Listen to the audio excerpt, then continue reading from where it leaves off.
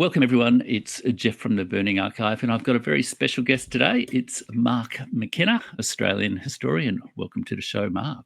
Thanks, Jeff. Great to be with you for the conversation. We're talking about your new book, The Shortest History of Australia, but it's not the only book you've written. Do you want to just maybe tell the audience a little bit about the kind of history that you've been writing over the years and your perspective on Australian history?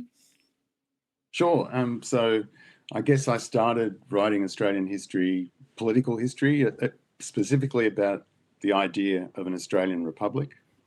So I wrote a history of that idea in Australian politics over 200 years. And then you could say my work moved or shifted from that focus to histories of place and Aboriginal history, and moved from there through biography. I've spent 7 years of my life on writing a biography of a major Australian historian, Manning Clark. My last two books one was set at Uluru in Central Australia, Return to Uluru, and another one was called From the Edge, which was four long histories of different places on the Australian coastline, if you like, all over the continent. So I'm very, very interested in the idea of trying to shift the perspective on Australian history by moving from one place to the next, right? Because Australia is such a vast continent. And so I found that when I'm writing Australian history, I'm learning so much more if I continue to shift my geographical location, because wherever you are in the continent, if you're up in the north, for example, or you're on the northwest of the continent, or you're in Tasmania, right? It all looks very different from there. So often we've imagined that Australian history starts in the southeast corner, right? In when Philip and the convicts arrive, etc., right? But if you shift around, then you get a whole kind of a layered effect of the different angles that all these different places and communities have on Australia. So I suppose that's what kind of has animated my approach in the last 20 years or so. The time flies, but about 20 years. So and it's a perspective I've brought to this book as well. I've tried to grapple with the obvious question, well, how would you write a short history of Australia? It's such an expansive place. There's so much Australian history that's been written especially in the last 5 decades. So, and we've already had, I can't tell you exactly, maybe we've had 7, 8, 9, 10 short histories of Australia, or that kind of book. So I really had to ask myself, well, how can the stuff that I've done, how can the work that I've done up till now in those earlier books, how can that perspective be brought to this book? Yeah, because I didn't want to present another chronological account of Australian history, because I didn't think we needed one. So hence I had to come up with something else. I had to find a different way. Yeah.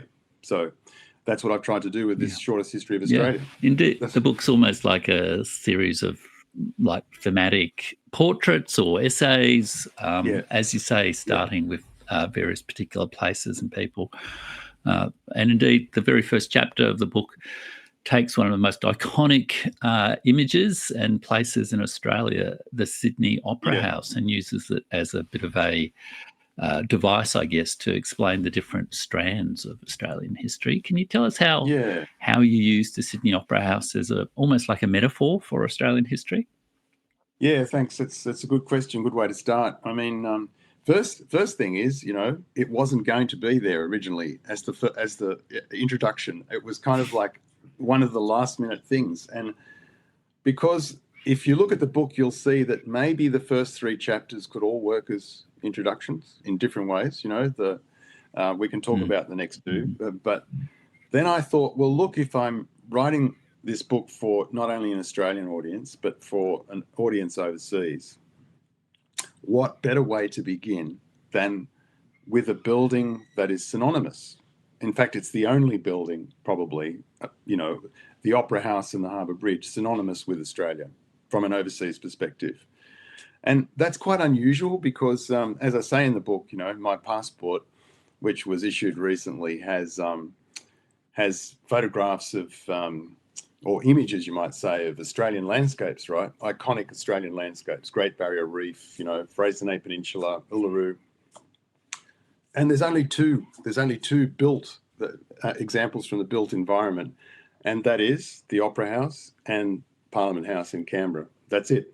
So we don't tend to think of ourselves as a country through architecture. It's more through the landscape, through the environment. And that's what's really unusual about the Opera House, I guess, that it's managed to become a synonym for Australia.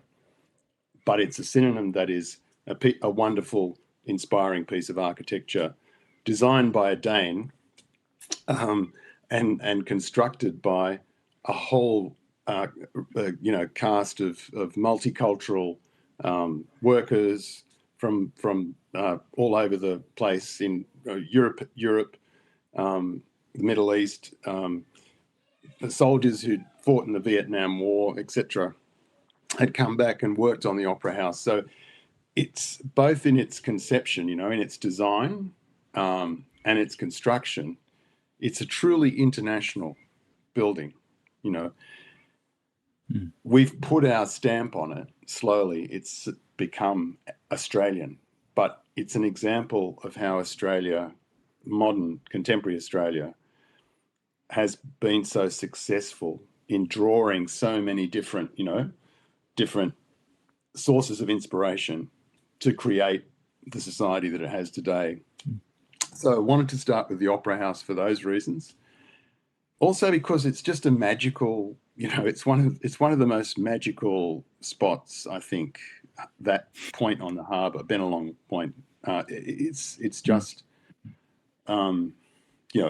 I've always, ever since I used to catch the ferries across, the harbour and looking at that building, what a magnificent kind of point of entry it is into the city when you're coming on the ferry. So I wanted to capture that magic about the place itself, and then to sort of go backwards, to work backwards and say, okay, well, here's this building, here's this contemporary thing we know so well. Well, what's the Indigenous history of that particular site?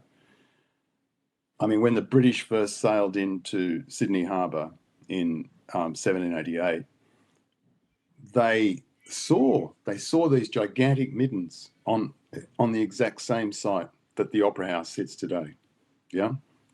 So this particular site, it brings together so many different threads and strands of Australian history.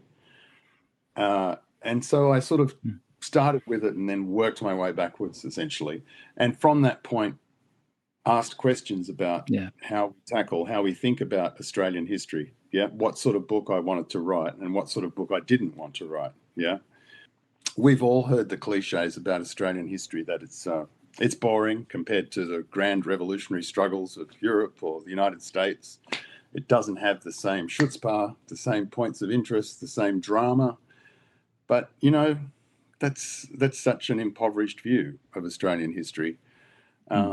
So in a way, I'm trying to say, well, once you start really thinking hard about what it means to live on a continent with 65,000 years of human habitation, then history becomes far from boring or far from predictable. It's, it becomes so rich. And so we're only just really beginning to scratch the surface in that sense. So it's for all of those reasons that I thought to myself that I had to find a different way. I had to come at this not as a story of, not as a story of the nation's formation, not as a kind of history of the nation state, if you like, but to think of Australia as a continent first rather than a nation. Yeah. That's not to say the nation's not important. Of course it is.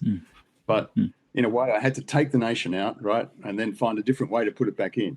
And that's what I was trying to do. So, and I wanted the land itself the landscape to be a kind of force, to have agency in the book, to be a character, because the land has shaped Australia as profoundly, even more perhaps, profoundly than its political institutions in some ways. So all of that added up to, okay, as you said, Jeff, the thematic approach, yeah?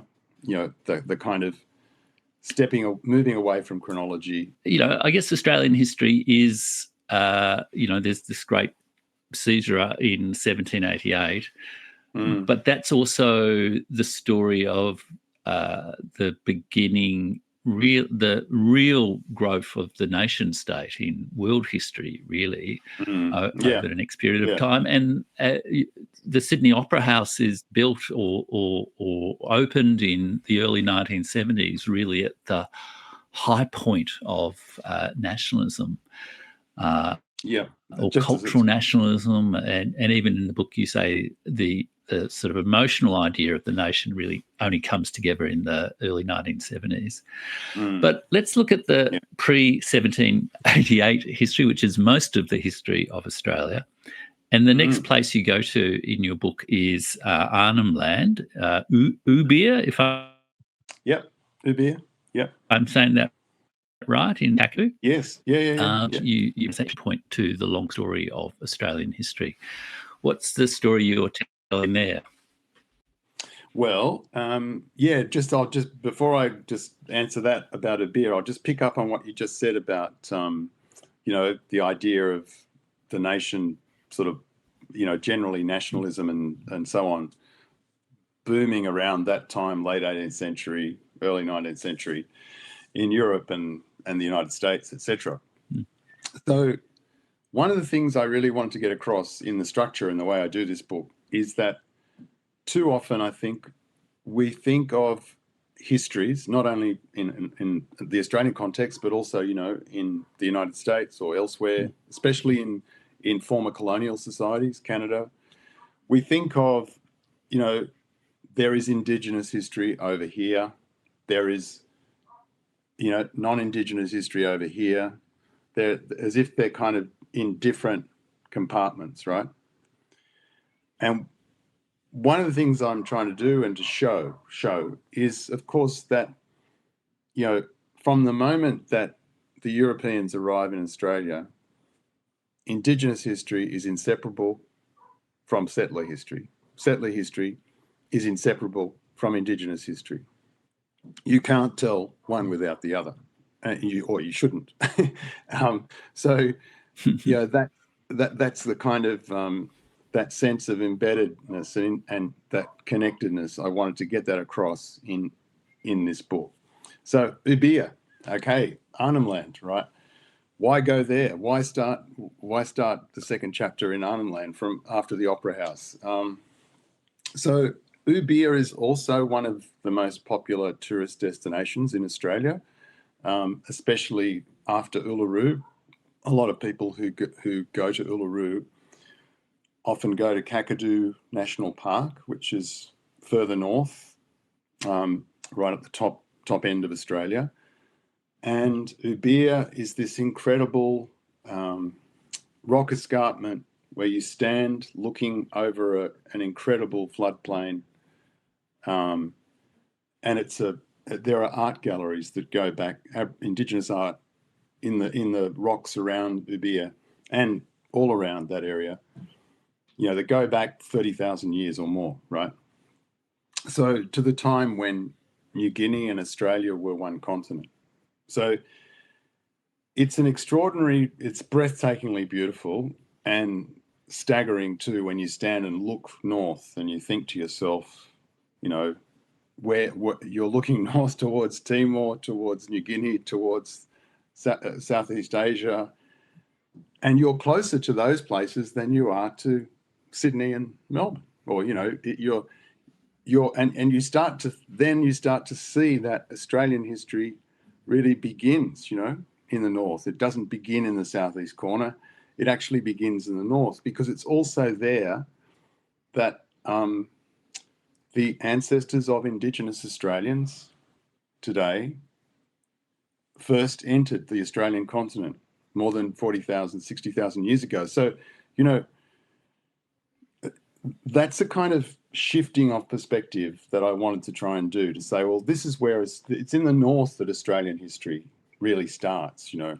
Interestingly, a very well-known Australian historian, Henry Reynolds, has just published a book looking from the north, where he's kind of saying similar things. And Henry worked up in Townsville in northern Australia, where he's seen as the historian synonymous with frontier history in Australia. But that's what shifted his perspective on Australia, was working in the north. So I think, so that's why I wanted to start there. It's an international tourist destination, like the Opera House, but it's of course got very, very different symbolism, if you like, you know, because the indigenous of the art and the incredible environmental force of this particular place. It's an extraordinary beautiful place. So, and I wanted to capture something of the indigenous. Both, not only, you know, the encounter when Aboriginal people were forced to deal with Europeans, but also to show the ancient history of the place. And, you know, one of the, I should have mentioned this at the start, but one of the really great challenges, right, in writing a short history is, okay, you can start with Indigenous history and you know, you can have a chapter on that, but I didn't want that. I didn't want this beginning here and then saying, okay, I'll maybe come back now and then, but that's it, right? I wanted to thread it right the way through, yeah, because the same kind of ancient heritage that's at Ubia in Arnhem Land is everywhere in Australia. I mean, that's one of the most graphic examples, but you can take any place, you know, and you'll have that same feeling, that same experience. And that's another reason that I try and shift around from place to place, because every place, wherever you are, has that same incredible ancient heritage and history. And it's not prehistory, right? It's not prehistory. History doesn't begin when Europeans suddenly start, you know, waving their flag around. It's all history. It's all history. Absolutely, and you do that superbly well throughout the book. One little side note that I noted was you referred to the work of Spencer and Gillen, Types of Northern Australia. Both Emil Durkheim in Elementary Forms of Religion, the sort of fundamental sort of sociology of religion, etc., and Sigmund Freud in Totem and Taboo basically based their theories on Spencer and Gillen's work, based on the tribes of Arnhem Land in Central Australia. And so that, it's just a little side story of how the cultures intermingle, I guess. Of course, they have their own interpretations and they may not have been exactly accurate, but it's also an interesting aspect of how the stories spread. You then talk about the mental mapping of Australia. One of the famous ideas about Australian history is the tyranny of distance. You know, we're an island a long, long way away. Even today, it's a very long flight to Europe, as every Australian traveller knows. How has the mental map of the geography of Australia and its place in the world sort of changed over time, particularly this idea of being an isolated island? Yeah, that's a good question. That's that's the third chapter we're moving to now, which I call the island dilemma. Yeah, I suppose, from the first moment that we could see Australia mapped as an island continent, in the early 19th century with Matthew Flinders maps, Louis Freycinet's maps of this continent, right? Freestanding. I think it's from that point that the idea of this isolated, and this is these ideas of isolation, right, are European ideas. They're not indigenous ones. They didn't feel this sense of isolation because everything was here, right? Yeah, those the maps of the continent expressed this contradiction that Australia is still grappling with, I think, and that is that our geographical position has been seen historically as a source of comfort, reassurance, because, we're so far away from everything else. That isolation protects us, right? It's so difficult for anyone to invade this place, well, et cetera, et cetera. So it's a source of security to be so far removed from the world's troubles, right?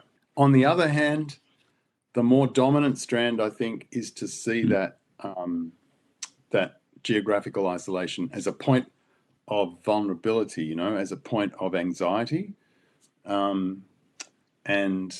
So I guess Australia's island dilemma is this tension that runs right throughout our history that we've responded to in different ways. Like, in the 19th century, we thought that we had these fears of Chinese invasion or Japanese. In the 20th century, we've had huge anxieties about the coming of the arrival of so-called boat people, asylum seekers, of course. And the arrival of one boat can cause the whole national political debate to go into a kind of hysterical overload. So all of those different, manifestations of anxiety have carried throughout Australian history. So I wanted to sort of raise that question, I guess, and show how old this kind of dilemma is, and that we're still grappling with what it means to be a society that sees itself still, I think, despite 65,000 years of Indigenous history, that still sees itself as originating, coming from Europe, modern Australia, I'm talking about, and, how it deals with the fact that its traditional historical allies, the United Kingdom and the USA, that's where we are still, we know through AUKUS and so many other things, we're still trying to secure our security through our connection to those traditional allies. And somehow I think, we're still struggling to embed our strategic imagination and our sense of ourselves as a country in the region in which we are actually located. But that issue, there's this has been this big discussion in Australian foreign policy with AUKUS and the relationship with China, especially in the last 10 years or so, where a lot of people in Australia, a lot of the distinguished Australian Asian scholars that I sort of went to university with, Yep. are puzzled about the way in which we've suddenly become like anxious and afraid again, I guess. How do you make sense of this sudden or this recent and there's a debate, because it's fundamentally racist. Is it more a question of elite interests, if you like? Is it about the power and security and overwhelming other sorts of issues, or is it about us not really feeling culturally at home in non-European societies? What's your take on that debate? Yeah, I think all of those things that you just went through, right? All of those things you just referred to all play a role, okay? It's not as if there's one factor. Only listening to the radio the other day, I heard Richard Marles, Australia's Defence Minister and Deputy Prime Minister, say that China is Australia's major trading partner, and it's also the major security threat, right?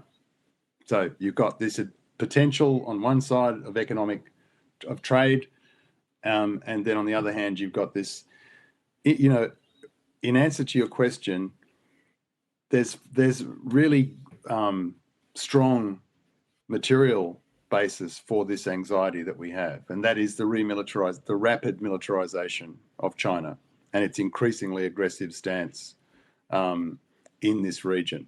Yeah, that is a fact, right? We know that. So I think that's part of the explanation as well, right? It's a kind of logical response to that presence, that increasing presence of China.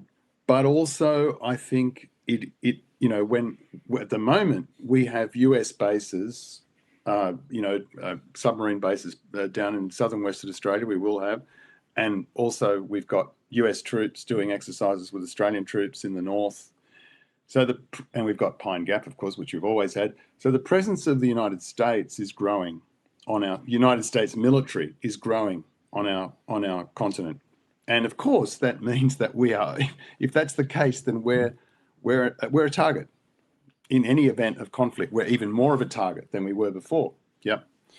So it's again coming back to these old questions of how does Australia, with a relatively small population, right, how does it defend itself against these kinds of potential threats, right? Specifically China in this instance, because of course we know how vast China's population is and its military, et cetera, et cetera. But it tends to push us back into thinking of ourselves, certainly in security terms, as part of the old Anglosphere, and our Prime Minister, Anthony Albanese, after the election, after he was elected in May recently this year, his first international visit was to Indonesia, right? Which was, of course, an important statement of where Australia's, foreign policy, priorities are. However, that's kind of been, that gets totally swamped by the presence of the whole AUKUS debate, relationship with the United States. Does Trump like Albanese? Will Albanese get a call with Trump? We seem to be kind of all overly anxious about how we can't imagine a situation without America, right? What would we do if America really sort of waved goodbye? I think that's a deep anxiety still. So this island dilemma is still, we're still living with it, and in the 21st century, a lot of the tensions that we're experiencing have those deep historical roots, that I'm trying to draw out. I mean, I guess it's important to say too that it's not just geopolitical. This sense of living on an island continent, far away from everything that's in the European imagination, right? It's also psychological. It's emotional as well. There's a sense, because in so many places in Australia you can walk coastline or go to beaches where you barely see anyone else, right? Which in Europe would be very difficult to do. So you can feel more isolated, more removed from the world in Australia, I think. That's got great. That's not a negative necessarily, right? Another thing I should mention is that recently I was watching one of the former Israeli ministers, now I can't remember which one, talking to an ABC journalist on television. And just before he left, he was talking about the Gaza conflict. He said something like this, I'm paraphrasing. He said, "You Australians, you're so lucky because there's no, you are an island. You're alone. You're by yourself. You don't have land borders," right? He was saying this in a kind of envious way. Of course, it was a bit of a cop-out. I won't go into the Gaza thing, but, his point was, oh, you're so lucky. You're so lucky. So, I think that still, that way of thinking is still very present for some people in Australia today. Yeah, absolutely. Very embedded. And I guess like the human geography changes over time, I guess, doesn't it? I mean, like with the internet and flight and, all the rest of it, the nature of distance and isolation changes. Like, I talk to people all around the world from my study here on YouTube, sort of thing. That's right. And it's interesting how how that gets different inflections, I guess, over time. But you did mention the experience of standing alone on a beautiful beach, which is a very common experience in Australia. The story of the natural environment, if I can put it that way, is quite important in Australia. Australia's a sunburnt country, flood fires, drought, all that sort of thing. And you actually quote another historian, Australian historian, Tom Griffiths, who's sort of like if I can just use a convenient label, a sort of environmental historian, who says that 1788 was a momentous date in ecological history. The environment comes through as part of the story in your shortest history of Australia. Can you just say that? Sure. I mean, one of the other things connected to that Tom Griffiths says is that in 1788, Australia experienced colonisation and industrialisation, because it's settled by Britain at the time that the Industrial Revolution is, really taking full force. So we experienced colonisation and industrialisation at the same time. And so because of that, it had enormous ecological consequences for Australia. And one of the things, that I try to show in the book is how the different ways in which Europeans have tried to, particularly the British, have tried to control, manage, extract to the impact, the interaction of Europeans with the Australian environment, and what that has meant for biological diversity, what it has meant in terms of species extinction. I mean, the rate of species extinction in Australia is really, really high. So that had to be part of this history as well. And by saying that, it's important to realize that I'm not just sort of trying to paint a picture of, well, it's all negative European impact on the environment, etc. No, that's too simplistic. But I think that so many Australian short histories or general histories often emphasize the importance of mining, of course, or the pastoral economy, sheep, etc. All of this kind of to how this has started, the story of the progressive development of Australian agriculture and the Australian economy, which is kind of true on one level, but if you take the perspective of an environmental perspective, then you start to see that, things look very different once you consider the impact on flora and fauna and the natural environment. Once you consider that the impact on those from that perspective, then things look very different. So in the book, I've got a chapter called Fire and Water, I should say, not Fire and Flood, Fire and Water, which is an attempt to really look at those two fundamental elemental, sort of capricious elemental forces in Australian history and show how we are still coming to terms with the process of understanding and adapting to the environments, plural, not just one, but many different environments across Australia. We're still grappling to come to terms with what it means to live on this continent. For so long, we tried to turn it into a kind of another version of Europe, and it's been a very, very slow process to really understand the traditional Indigenous management of our environment, not only through fire, but in many other ways as well. This is especially important now, right? Because we're living at a time of extreme climate, increasing climate change. It's our impact. It's the human impact on the planet that is, for example, with bushfires, right, which have long been part of Australian history, of course.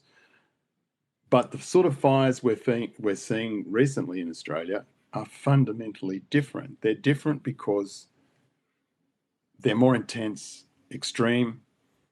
they are created by our impact on the planet, and so this is anthropogenic climate change, which is driving these events, these extreme weather events. And I wanted to try and capture that, and also the human, psychological, emotional dimensions of what it means to grapple with a continent that is, in so many ways, so many parts of our civilization can be threatened by fire, and of course, as we've seen recently, floods as well. But so all of those dimensions I wanted to bring into this book in a way that didn't prioritize the economic, right, the kind of that perspective, but instead prioritized the environmental perspective, because also that's where we kind of are politically. We're still like pretty much everywhere really around the world, we are still struggling to deal in a way we can agree on with the reality of climate change. So I wanted to draw out the history of that, I guess, in that chapter, Fire and Water, which, could I just say, that chapter begins right in 1697 on in Western Australia, when Wilhelm de Vlamingh, right, arrives, who's just been down in the Swan River, modern day Perth, is 600 kilometres north, and he sends his Dutch East India Company sailors to explore the countryside, right, which seems very quaint. But they then march off in January 1697 into the Western Australian, very, very arid particular spot where they were. And they were planning to get water on the way.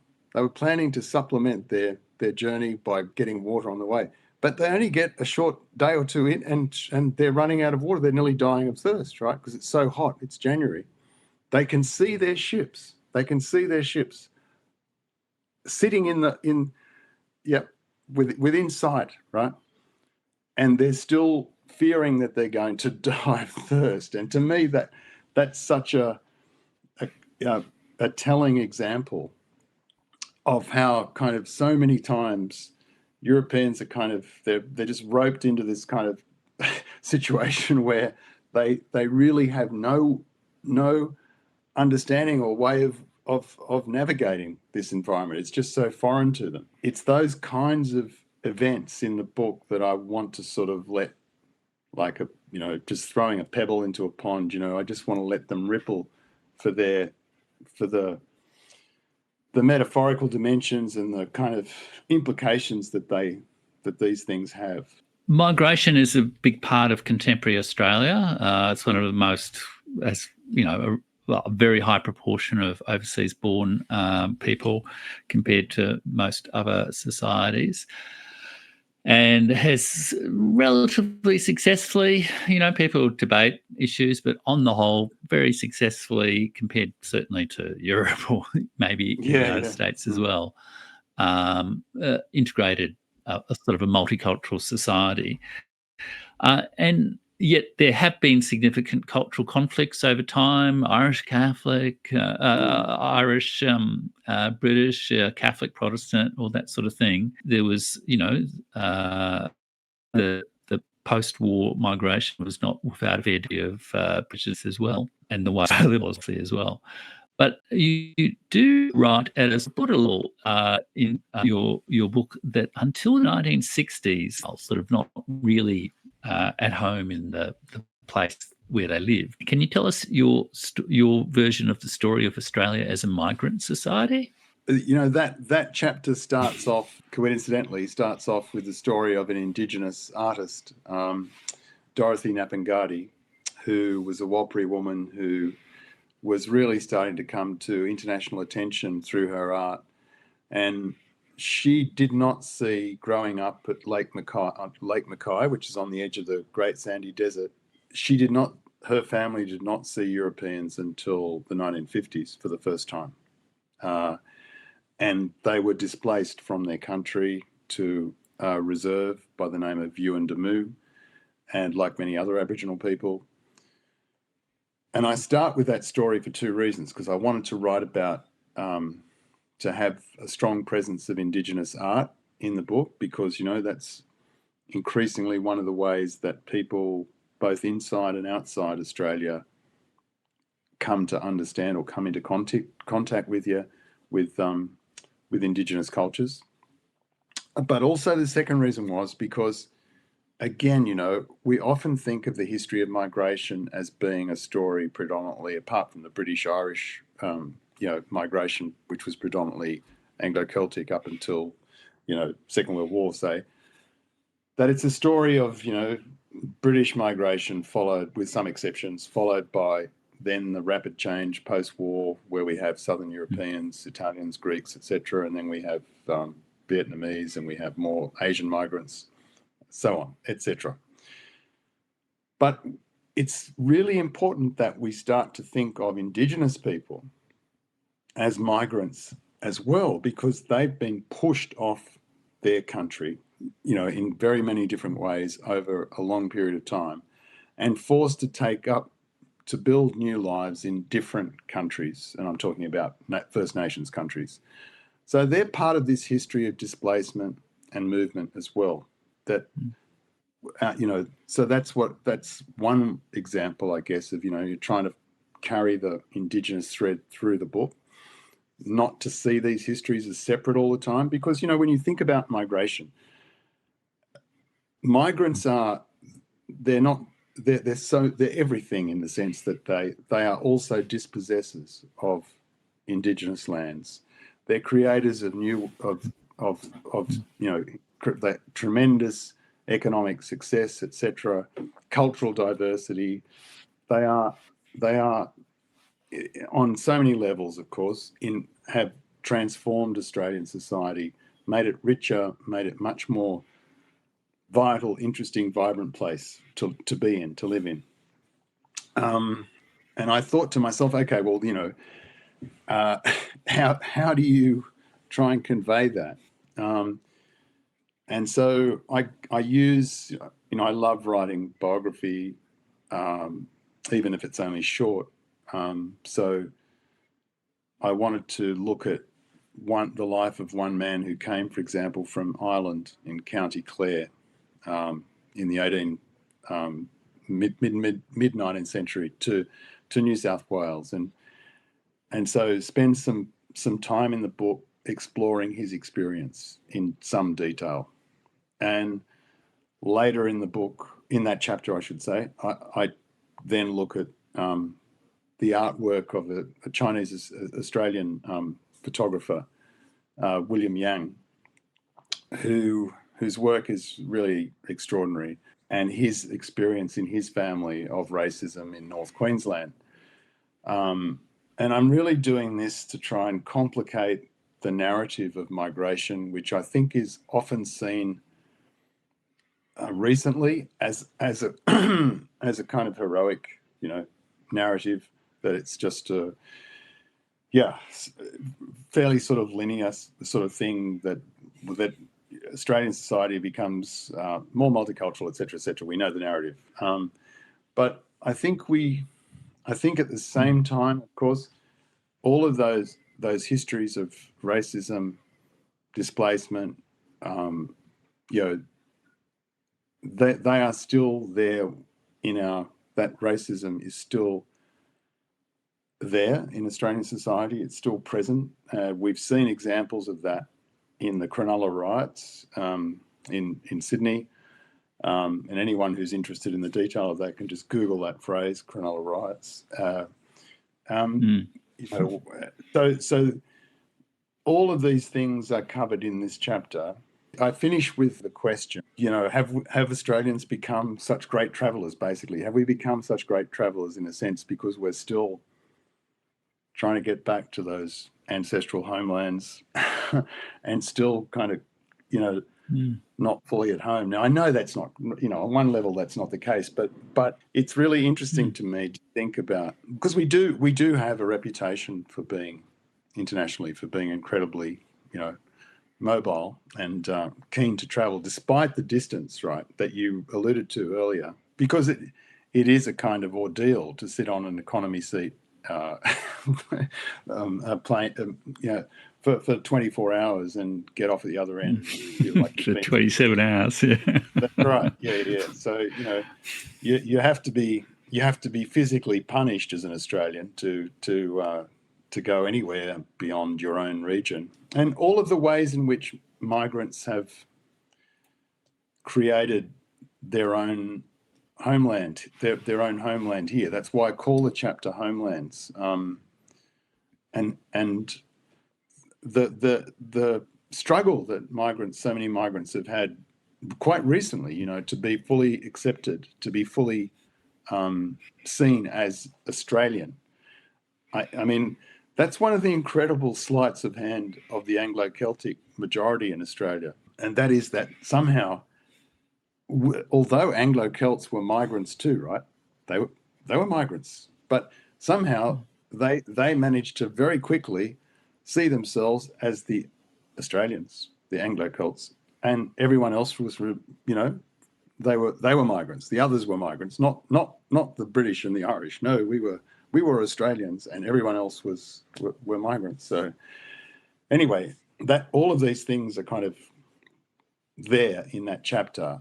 So I'm trying to resist writing that linear narrative, heroic narrative of migration. I'm trying to complicate it, I guess, Yeah, that is fascinating. I actually recently read a book by Joya Chatterjee called Shadows at Noon, the South Asian 20th Century, and she has a whole chapter on migration, which picks up some of those similar sort of issues, saying as big a part of, there's the South Asian diaspora all around the world, some of whom came to Australia very early, coolie labour and everything like that. And but also a big part of the migration story in South Asia is the internal migration within South Asia, and a very, very complicated story, also further complicated by partition and all that. You do say that Australia only began to feel like an independent country after the election too, and this is despite a long history of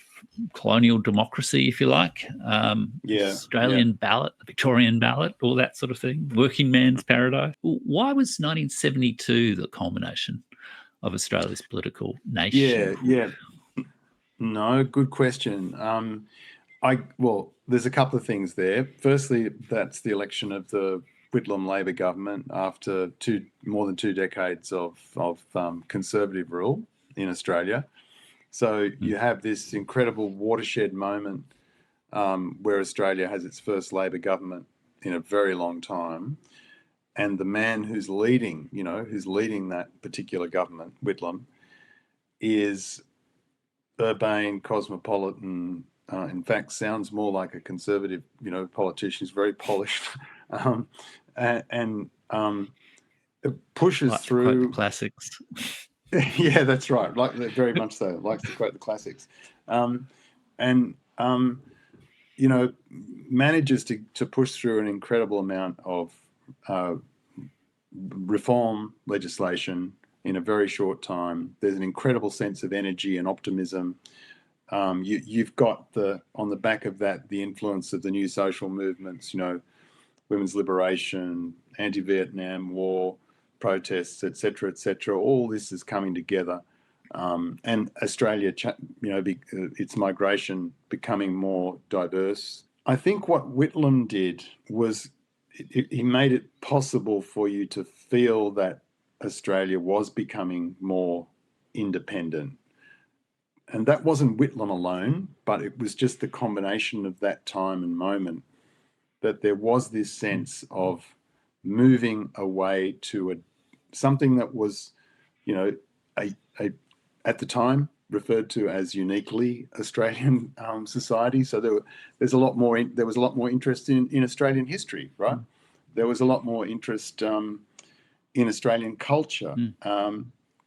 We were starting to think of ourselves as not being a British society, and of course, as a couple of historians, James Curran and Stuart Ward, have written about, that created all sorts of anxieties for Australians, because although they kind of knew instinctively we were moving away from Britain, we were yet to work out exactly, how we were to be that uniquely, distinctively Australian society that we wanted to become. You might argue that process is still ongoing. It's still, has not yet been resolved. Probably never will be in a sense. But so I think that emotionally there was this, for all sorts of reasons. It was not just Whitlam the Messiah alone, but it's this coming together of all these different forces that increasingly gave people a sense, the feeling, if you like, that this was now starting to become a society that was genuinely different to being just a country that saw itself as, an offshoot of the British Empire for so long. For 150 years plus, it saw itself in that way. Of course, there were always exceptions. I mean, there were always, from the 19th century through, there were always artists, poets, writers, artists who were trying to sort of, think to project a more unique sense of the landscape or, the place here.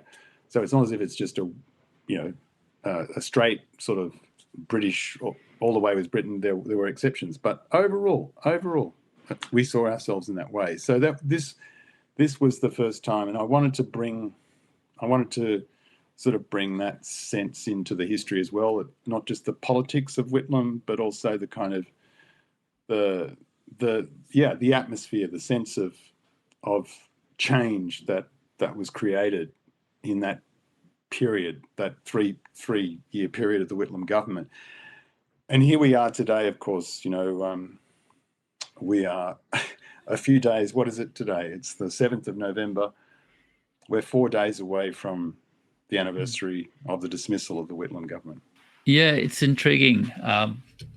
I have this theory of, which I can indulge myself in as a YouTuber, I guess, but of reading Australia's post-war history within the framework of decolonisation. In a way, we were still decolonising in some respects as well, as much as the more extreme colonies. And in particular, I feel the 70s was this great moment of cultural decolonisation, if you like. And, you've no doubt I've met many figures of those that time. Symbolically, Patrick White wins the Nobel Prize in 1973. And, he had a very ambivalent relationship with Australia and Australian nationalism, but nonetheless, it's like a symbol of that moment. But then, and let's remember, it feels like from the 80s, there's a sort of American recolonisation of Australia almost. Yeah. Added to what you were saying about decolonisation, it's important to note that Whitlam also saw the moment of Australia allowing or encouraging the independence of Papua New Guinea in 1975, right? Shortly before his government was dismissed, that Whitlam saw that as an example of Australia. Australia was shedding its sense of being a colonial master of New Guinea, and this was part of that process of decolonisation in the region.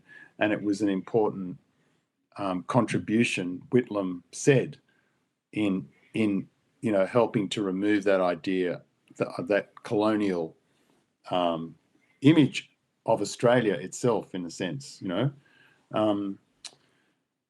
So the independence of Papua New Guinea was a moment in that process of decolonisation as well, and it was very important for Australia and for the Whitlam government. Yeah, indeed. So 1975, Australia relinquishes its colony of Papua New Guinea. East Timor. Yes. Portugal releases East Timor. Yeah. And 1975 is arguably in Australian history, And we're just, well, the 50th anniversary is commemorated on the 11th of November, 2025. You know, there are many theories out there about what exactly happened in 1975, and of course, some very detailed assessments of it. What's your overall read of what happened in Australia in 1975? Okay. I'm very conscious of the fact that there's acres of newsprint and hours of discussion about this already, let alone for the anniversary that we're now sort of approaching, the 50th anniversary. But look, I'll have a shot.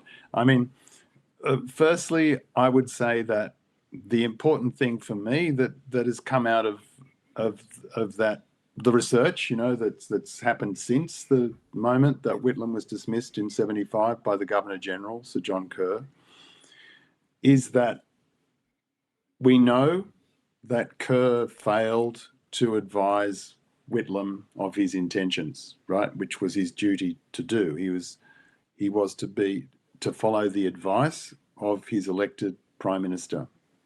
He kept his intentions hidden from Whitlam.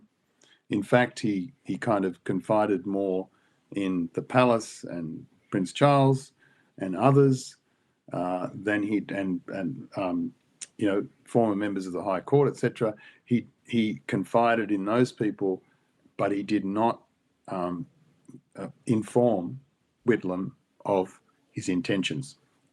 He, you know, probably feared that he would be dismissed by Whitlam if he told him that, but that's no excuse. I mean, so I think that it's important, for me, it's important to keep that fundamental betrayal in mind, that failure of Kerr's failure to inform Whitlam of his intentions, which he should have done. But more broadly, you know, I think, I mean, I was talking recently with historian Frank Bongiorno about this.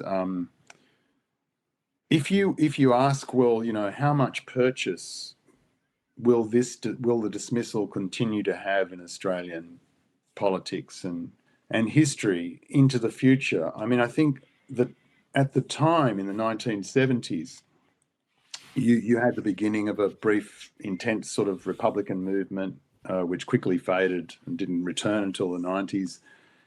You had a lot of people both in politics and the law saying that the powers of the Governor General in the Australian Constitution, which, you know, are called reserve powers, which are not defined in the Australian Constitution, they're reserve powers, they're to do with convention, that these should be codified, that they should be written down in the Constitution. But who now do you hear making that argument?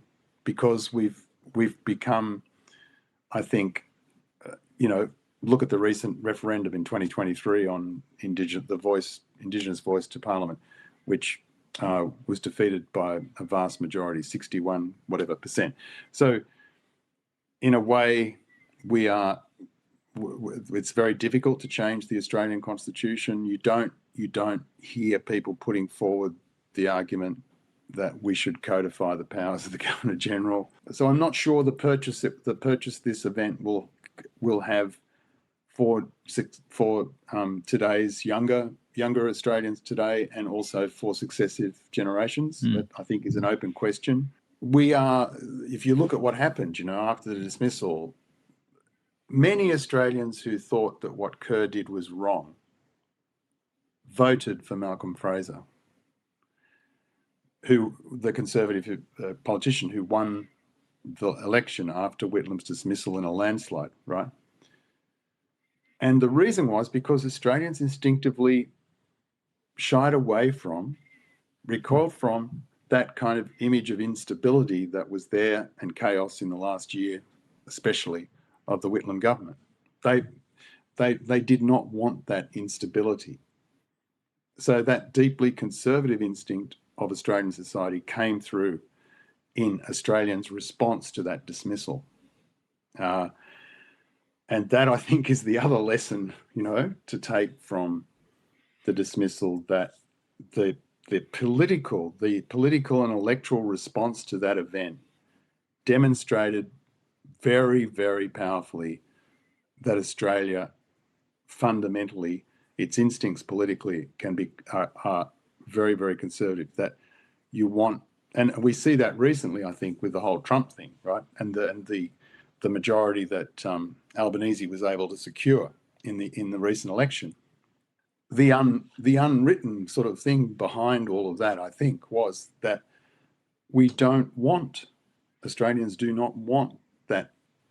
They don't want anything that comes close to what's happening in the United States, and above all, they prize stability. And I think those instincts in the Australian electorate after the dismissal, and even with the election of Albanese and the majority, I think there's connections there.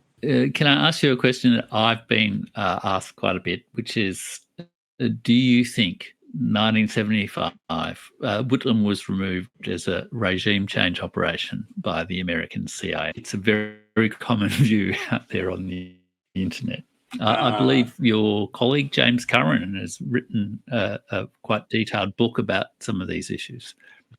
Yeah, look, yes, he has. Yes, I mean, if you ask me, I think personally that the evidence isn't there to support that thesis. Okay. And that by going down the CIA rabbit burrow, that you are overlooking the flaws in the Australian Constitution, and that we have the capacity to change that Constitution. And that's where the flaws were personal as well. Kerr, Whitlam, etc. They both had. I mean, Whitlam appointed Kerr. Let's remember, right? So. I think it's important to focus our attention on what the dismissal has to tell us today about our Constitution, and how we can change the Constitution to improve it, right? One of the things that I think is crucial, rather than running down the CIA conspiracy thing, is to kind of keep the focus on where the problem really is, and that's with the Australian Constitution and the Governor-General's powers, and also the important thing is to say, well, the Australian Constitution is not a rule book, right? Which is the phrase that we heard, constantly during the referendum, that somehow our Constitution is this body of rules, which on one level it is, but in terms of the way we think and imagine the Constitution, we have yet to arrive at a point where we see it as a document that is living and reflects who we are politically and in every other way. So how can we find ways to change our Constitution which will more truthfully reflect the society that Australia is and aspires to be? And the whole theatre of the dismissal was this man Kerr, who the Governor General, who got around in a top hat and tails and so on, which kind of conjured up those images of the British aristocracy, which was of course part of the reason for the way in which Republicans responded to that event, by wanting to rewrite the Constitution. In the 70s, Republicans in Australia wanted to entirely rewrite the Constitution.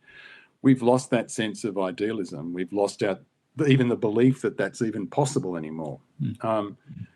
So there's some of the questions I think we could ask more in relation to the dismissal that we often don't do. Excellent, Mark. Well, I'm glad you said that, because that was the tenor of the video I put out a couple of months ago on 75. Okay, right. So I'm glad I'm broadly in the good park of intelligent aliens' opinion. It's interesting because it feels like water under the bridge a little bit to me, but it's obviously not that way for people in Australia. And that takes us to the final question, Mark. You've been very generous with your time. I guess that is, you wrote today about the Voice referendum years ago. Yeah. What's your sense of how people in Australia today are sort of coming to terms, let's say, with their complex, braided sort of history that you've described in the shortest history of Australia? Big question there, Jeff. Big question. How are they coming to terms with it? I guess, well, of course, the question of how any nation comes to terms with its past is a continuing conversation that at certain points in time, of course, can have more currency, more purchase because of certain, the convergence of certain events or political moments. And I think the voice referendum was I won't say a turning point because it's kind of a cliche, but the Indigenous voice referendum was very telling on so many levels.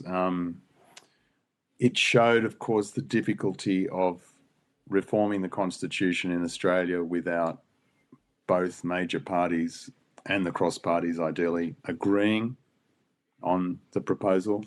It showed how the referendum process is increasingly prey to manipulation and all sorts of distortion on social media. It showed how, the research post-referendum showed that Indigenous issues or, such as, Aboriginal people are the most incarcerated people on the planet. Yeah. In terms of the percentage of population. It showed how those issues are not a major priority for many Australians, right? And it also showed, I think, the limits of non-Indigenous Australia's readiness, willingness to really embrace substantial political change in a way that genuinely tries to redress these problems that have been so intractable for so long. The takeout from all of that, all of those things, you could become very pessimistic about the future of constitutional change generally, I suppose, in Australia. But I think we have to go back to basics and we have to go back to the questions of what sort of structures and processes we can put in place to give the Australian people more ownership, to make them feel that they're part of this process before we get to the point of a vote. So that's one of the things I think we can think about that will stop us from being too pessimistic. And I think that, we have to really address the way in which we increasingly have relied on Indigenous Australian culture, history to represent who we are overseas and within, to other nations. Yet somehow we can't, we're willing to lean on that symbolism for projecting our Australian society to the rest of the world, but we haven't found a way to genuinely, include on an equal level Indigenous Australia into this political, into this polity, into this state, into this nation. And that has to happen. And we have to continue to work. Indigenous people are still excluded from our Constitution. And we have to find ways to not only do that, but to also try and make our politics, our constitutional, political, social, economic realities match and live up to the ways we are willing to, lean on Indigenous Australia to project who we are as a nation. Thank you for that, Mark. That was a very wise set of reflection. Thanks, Jeff. Thank you so much for your time. I will, of course, leave links to the book in the video description below.